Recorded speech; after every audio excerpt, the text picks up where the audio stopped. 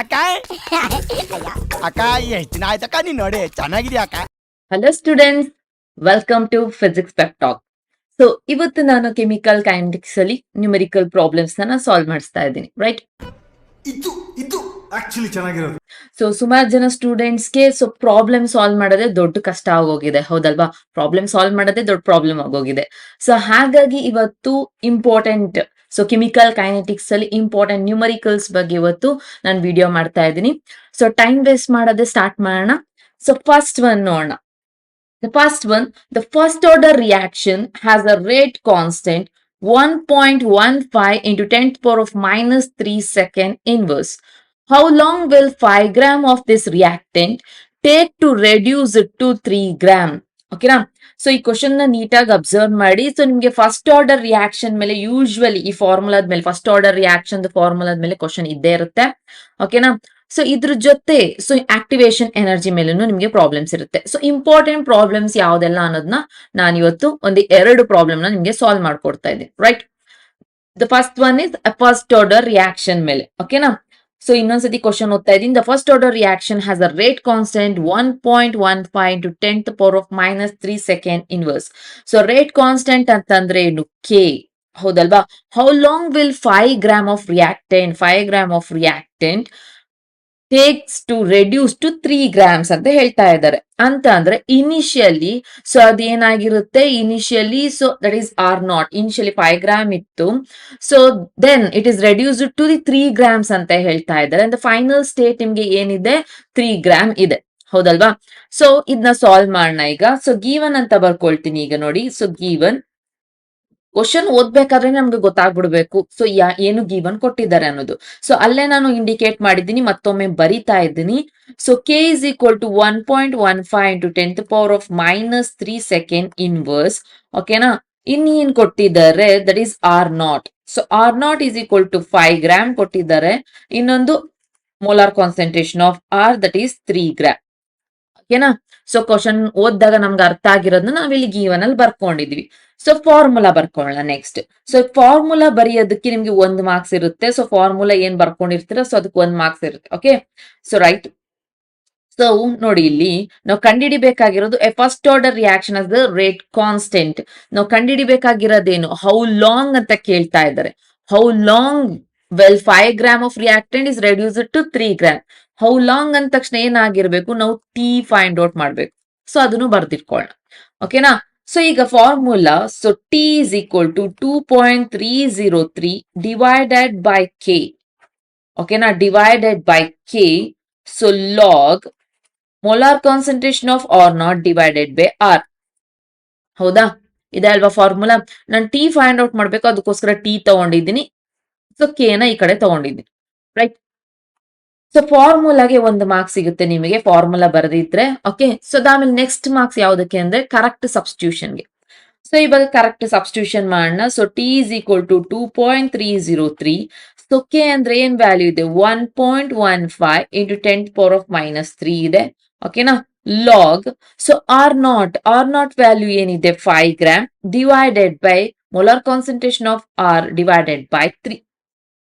ಅರ್ಥ ಆಗಿದೆ ಅಲ್ವಾ? ಸೊ ಕರೆಕ್ಟ್ ಸಬ್ಸ್ಟಿಟ್ಯೂಷನ್ಗೆ 1 ಮಾರ್ಕ್ಸ್ ಇರುತ್ತೆ. ಅಂಡ್ ಫೈನಲ್ ಥರ್ಡ್ ಮಾರ್ಕ್ಸ್ ಯಾವ್ದಕ್ಕೆ ಹೋಗುತ್ತೆ, ಕರೆಕ್ಟ್ ಆನ್ಸರ್ ವಿತ್ ಯೂನಿಟ್ಗೆ, ಓಕೆನಾ? ಸೊ ಓಕೆ, ಇದನ್ನ ಸಾಲ್ವ್ ಮಾಡೋಣ.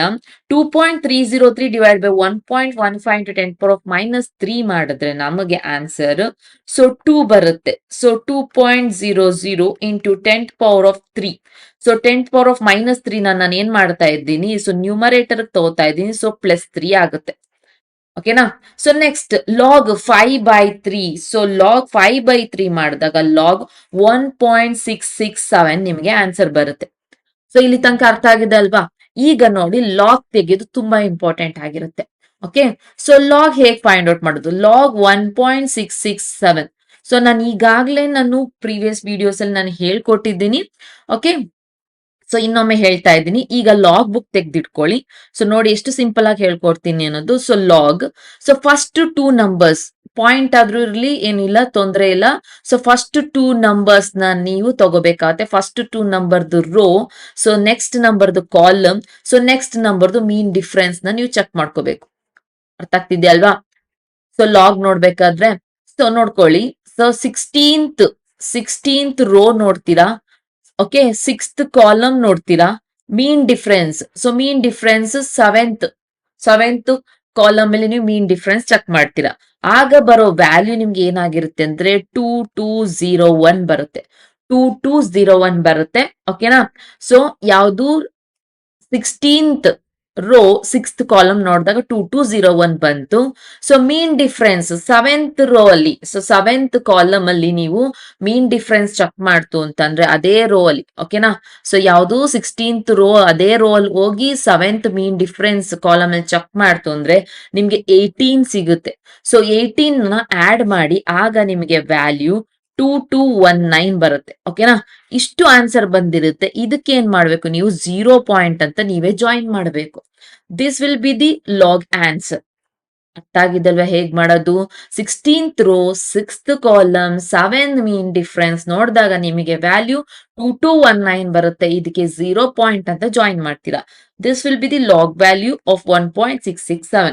ಅರ್ಥ ಆಗಿದಲ್ವಾ? ಸೊ ಈಗ ನಾನು ಅಪ್ಲೈ ಮಾಡ್ತೀನಿ ನೋಡಿ. 2 ಇಂಟು 10⁻³ ಇಂಟು 0.2219 ಗೆ ಹಾಕ್ತೀನಿ. ಸೊ ಆಗ ನಮ್ಗೆ ಸಿಗೋ ವ್ಯಾಲ್ಯೂ ಏನಾಗುತ್ತೆ 0.4438 ಬರುತ್ತೆ. ಓಕೆನಾ. ಯಾವುದು 2 ಇಂಟು 0.2219 ಮಾಡಿದಾಗ ಇಂಟು 10⁻³ ಹಾಗೆ ಇದೆ, ಹಾಗೆ ಬರ್ಕೊಳ್ತಾ ಇದೆ. ಸೊ ಈಗ 10⁻³ ಅಂದ್ರೆ ಅರ್ಥ ಏನು? 3 zeros ಅಂದ್ರೆ 1000. ಹೌದಲ್ವಾ? ಸೊ ಇದೆರಡನ್ನು ಮಲ್ಟಿಪ್ಲೈ ಮಾಡೋಣ. 0.4438 ಇಂಟು 1000 ಮಾಡಿ. ಸೊ ಆಗ ನಿಮ್ಗೆ ಫೈನಲ್ ಆನ್ಸರ್ 443.8 ಬರುತ್ತೆ.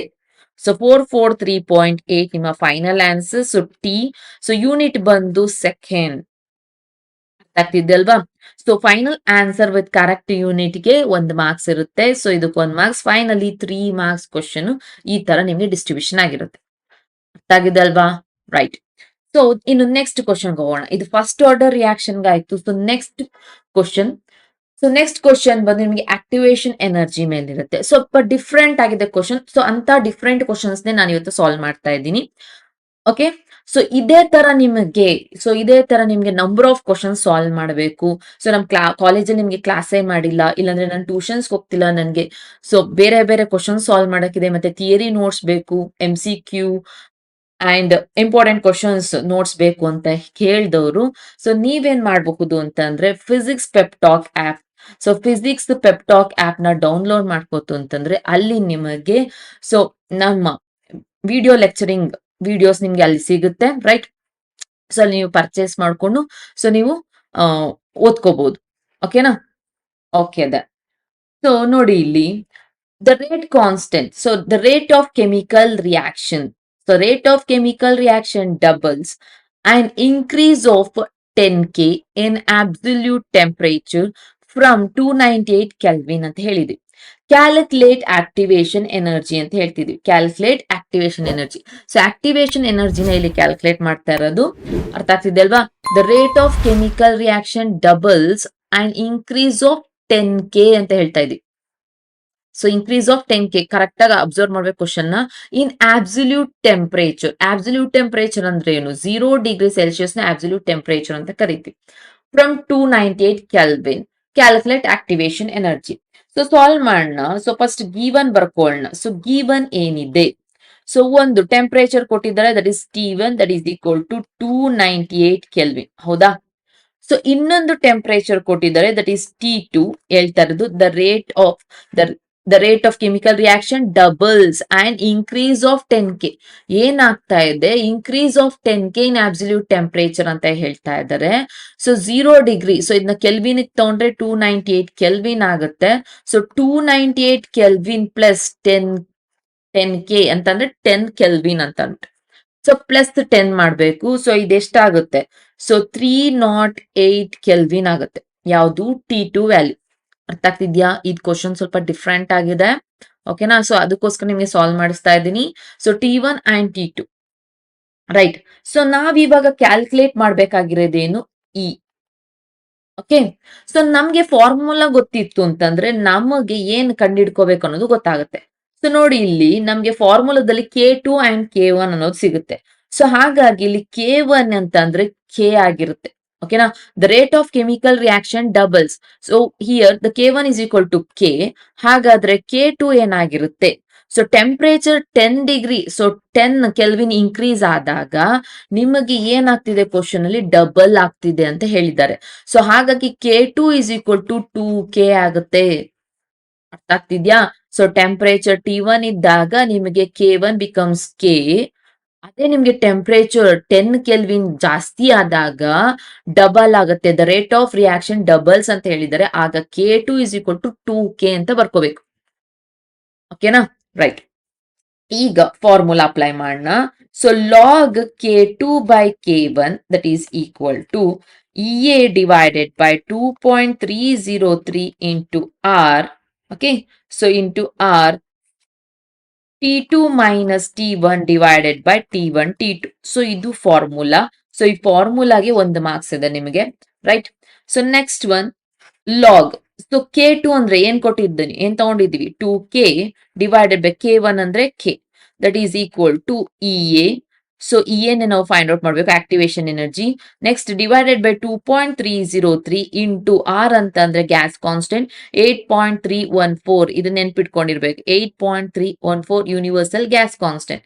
ನೆಕ್ಸ್ಟ್ T2 ಮೈನಸ್ T1 ಅಂತ ಹೇಳಿದ್ದಾರೆ. ಸೊ T2 ಅಂತಂದ್ರೆ 308 minus 298 kelvin divided by 298 into 308. ಅರ್ಥ ಆಗಿದಲ್ವಾ? ಸೊ ಕರೆಕ್ಟ್ ಸಬ್ಸ್ಟಿಟ್ಯೂಷನ್ಗೆ ಅಗೇನ್ 1 ಮಾರ್ಕ್ಸ್. ಓಕೆನಾ, 2 ಮಾರ್ಕ್ಸ್ ಆಯ್ತು. ಇನ್ನು ನೀವು ಕರೆಕ್ಟ್ ಆನ್ಸರ್ ತೆಗಿಬೇಕಷ್ಟೇ. ಸೊ ಕೆ ಕ್ಯಾನ್ಸಲ್ ಆಗಿದೆ. So log 2 ಉಳ್ಕೊಂಡಿದೆ. ಲಾಗ್ 2 ವ್ಯಾಲ್ಯೂ ಎಷ್ಟಿದೆ, 0.3010. ಸೊ ಲಾಗ್ 2 ವ್ಯಾಲ್ಯೂ ತಿಳ್ಕೊಂಡಿರಿ, ಯಾಕಂತಂದ್ರೆ ನೀವು ಡಿರೈವ್ ಮಾಡ್ಬೇಕಾದ್ರೆ ಅಲ್ಲಿ ಯೂಸ್ ಮಾಡಿರ್ತೀರಾ log 2 value. So half life derivation ಮಾಡ್ಬೇಕಾದ್ರೆ 0.3010 ವ್ಯಾಲ್ಯೂ ನೆನ್ಪಿಟ್ಕೋಬೇಕು. ಓಕೆನಾ. So next EA, right. So divided by so ನಿಮ್ಗೆ ಹೇಗಿದೆ ಹಾಗೆ ತಗೊಳ್ಳೋಣ. 2.303 ಇಂಟು 8.314. ಓಕೆನಾ. 308 ಮೈನಸ್ 298 ಅಂತಂದ್ರೆ 10 ಬರುತ್ತೆ, ಡಿವೈಡೆಡ್ ಬೈ ಓಕೆ 298 ಇಂಟು 308. ಇಷ್ಟು ತಗೊಂಡ್ವಾ? ಸೊ ಈಗ ಇದು ಕಂಪ್ಲೀಟ್ ಸಿಂಪ್ಲಿಫಿಕೇಶನ್ ಮಾಡೋಣ. ನಾವು EA ಫೈಂಡ್ ಔಟ್ ಮಾಡ್ಬೇಕಾಗಿದ್ದು. So EA is equal to, ಇನ್ ಮಿಕ್ಕಿದ್ನೆಲ್ಲ ಲೆಫ್ಟ್ ಹ್ಯಾಂಡ್ ಸೈಡ್ ತಗೊಳ್ಳೋಣ, ಇಲ್ಲ ರೈಟ್ ಹ್ಯಾಂಡ್ ಸೈಡ್. ಈ ಏನ ತಗೊಂಡು ಎಲ್ಲ ಕಂಪ್ಲೀಟ್ ಆಗಿ ಒಂದು ಸೈಡ್ಗೆ ತಗೊಳ್ಳೋಣ, ಹಾಗೆ ಈಸಿಯಾಗಿ ಸಾಲ್ವ್ ಮಾಡ್ಕೋಬಹುದು. ಸೊ ಎಲ್ಲಾನು ಈ ಸೈಡ್ ತೊಳ್ತಾ ಇದ್ದೀನಿ. ಇವಾಗ ಜಸ್ಟ್ ಬರ್ಕೊಳ್ಬೇಕಾದ್ರೆ ಉಲ್ಟಾ ಬರ್ಕೋತಿದ್ದೀನಿ. 0.3010. ಓಕೆನಾ. ಸೊ ಇಂಟು, ಸೊ ಎಲ್ಲ ನ್ಯೂಮರೇಟರ್ಗೆ ಹೋಗುತ್ತೆ, ಡಿನಾಮಿನೇಟರ್ ಅಲ್ಲಿ ಇರೋದು 2.303 ಇಂಟು 8.314 ಇಂಟು 298 ಇಂಟು 308. ಅಂದ್ರೆ ಒಂದೇ ಸತಿ ನಿಮ್ಗೆ ಆನ್ಸರ್ ತೆಗಿಬಹುದು, ಕ್ಯಾಲ್ಕುಲೇಟ್ ಮಾಡಬಹುದು. ಅದಕ್ಕೋಸ್ಕರ ಈ ತರ ಬರ್ಕೋತಾ ಇದ್ದೀನಿ, ಡಿವೈಡೆಡ್ ಬೈ 10. ಸೊ ಈ 10 ಏನಾಗುತ್ತೆ, ಡಿನಾಮಿನೇಟರ್ ಬರುತ್ತೆ. ಸೊ ಇಷ್ಟೆಲ್ಲ ನ್ಯೂಮರೇಟರ್ಗೆ ಹೋಗಿ ಸೊ 10 ಡಿನಾಮಿನೇಟರ್ ಬರುತ್ತೆ. ಈ ತರ ಬರ್ಕೊಂಡಿದೀವಿ. ಈಗ ನೋಡಿ ಈಸಿಯಾಗಿ ನೀವು ಸಿಂಪ್ಲಿಫಿಕೇಶನ್ ಮಾಡ್ಕೋಬಹುದು, ಕ್ಯಾಲ್ಕುಲೇಟ್ ಮಾಡ್ಕೋಬಹುದು. ಸೊ ಕ್ಯಾಲ್ಕುಲೇಟರ್ಲಿ ನೀಟಾಗಿ ಎಲ್ಲ ಮಲ್ಟಿಪ್ಲೈ ಮಾಡಿದಾಗ ನಿಮಗೆ ಬರೋ ಆನ್ಸರ್ ಎಷ್ಟಿರುತ್ತೆ ಅಂದ್ರೆ 528,977.7 ಡಿವೈಡೆಡ್ ಬೈ 10 ಮಾಡ್ತೀರಾ. ಸೊ ಆಗ ಫೈನಲ್ ಆನ್ಸರ್ 52897.7 ಬರುತ್ತೆ. So this is the final answer for activation energy. So ಅರ್ಥ ಆಗ್ತಿದೆಯಲ್ಲ, ಆಕ್ಟಿವೇಶನ್ ಎನರ್ಜಿಗೆ ಇದು ಫೈನಲ್ ಆನ್ಸರ್. ಸೊ ಯೂನಿಟ್ ಬಂದು ಜೌಲ್ ಪರ್ ಮೋಲ್. ಓಕೆನಾ. ಸೊ ಈ ಪಾಯಿಂಟ್ ನ 3 ಪಾಯಿಂಟ್ ನ ನಾವೇನೋ ಶಿಫ್ಟ್ ಮಾಡ್ಕೊಳ್ತು ಅಂತಂದ್ರೆ, ಓಕೆನಾ. ಸೊ 1 2 3. ಸೊ ಹೇಗ್ ಬರ್ಕೋಬಹುದು activation energy, that is 52.8 kilo joule convert ಮಾಡ್ಕೋತೇವೆ, kilo joule per mole. So ನಿಮಗೆ ಜೌಲ್ಸ್ ಅಲ್ಲೇ ಇಡ್ತೀರಾ ಅಂದ್ರೆ ಜೌಲ್ಸ್ ಪರ್ ಮೋಲ್ ಅಲ್ಲೇ ಇಡಬಹುದು, ಇಲ್ಲ ಕಿಲೋ ಜೌಲ್ ಕನ್ವರ್ಟ್ ಮಾಡೋದಾದ್ರೆ 52.8 ಕಿಲೋ ಜೌಲ್ ಪರ್ ಮೋಲ್ ಬರುತ್ತೆ. Okay. So correct answer with ಯೂನಿಟ್ಗೆ 1 ಮಾರ್ಕ್ಸ್ ಇರುತ್ತೆ. ಫೈನಲಿ ಈ ತರ 3 ಮಾರ್ಕ್ಸ್ ಡಿಸ್ಟ್ರಿಬ್ಯೂಷನ್ ಆಗಿರುತ್ತೆ. ಅರ್ಥ ಆಗಿದೆ ಅಲ್ವಾ ಪ್ರಾಬ್ಲಮ್ಸ್? ಸೊ ಇದೇ ತರ ನಾನು ಸೊ ನಮ್ಮ ಫಿಸಿಕ್ಸ್ ಪೆಪ್ ಟಾಕ್ ಆಪ್ ಅಲ್ಲಿ ನಾನು ನಂಬರ್ ಆಫ್ ಕ್ವಶನ್ಸ್ ನ ಸಾಲ್ವ್ ಮಾಡಿಸಿದ್ದೀನಿ. ಅದ್ರ ಜೊತೆ MCQ and fill in the blanks, ಅದ್ರ ಜೊತೆ ಇಂಪಾರ್ಟೆಂಟ್ ಕ್ವಶನ್ಸ್ ಕೂಡ ಅಲ್ಲಿ ಸಾಲ್ವ್ ಮಾಡಿಸಿದ್ದೀನಿ. ಮತ್ತೆ ಕಂಪ್ಲೀಟ್ ಥಿಯರಿ ಚಾಪ್ಟರ್ದು ಕಂಪ್ಲೀಟ್ ವಿಡಿಯೋ ಲೆಕ್ಚರ್ಸ್ ಅಲ್ಲಿ ಸಿಗುತ್ತೆ. ಓಕೆನಾ. ಸೊ ನೀವು physics pep talk app download ಮಾಡ್ಕೊಂಡ್ರೆ ಅಲ್ಲಿ ನಿಮಗೆ ಫೋನ್ ನಂಬರ್ ಕೂಡ ಸಿಗುತ್ತೆ. ಸೊ ಫೋನ್ ಮಾಡಿದ್ರೆ ಅಲ್ಲಿ ನಿಮಗೆ ಕಂಪ್ಲೀಟ್ ಇನ್ಫಾರ್ಮೇಶನ್ ಕೊಡ್ತೀವಿ ನಮ್ಮ ಕೋರ್ಸ್ ಬಗ್ಗೆ. ಸೊ ನಿಮ್ಗೆ ಯಾರಿಗೆ ಇಷ್ಟ ಸೊ ಅಲ್ಲಿ ಅವ್ರು ಪರ್ಚೇಸ್ ಮಾಡಬಹುದು, right? Okay. Okay, then this is all about today's video. I'll meet you in the next video. Until then, take care. Bye. ಓಟ್ ಬತ್ತೀಯಾ ಟಾಟಾ ಎಲ್ಲೂ ನೋಡ್ದಂಗಿಲ್ಲ ಓಟ್ ಬಾ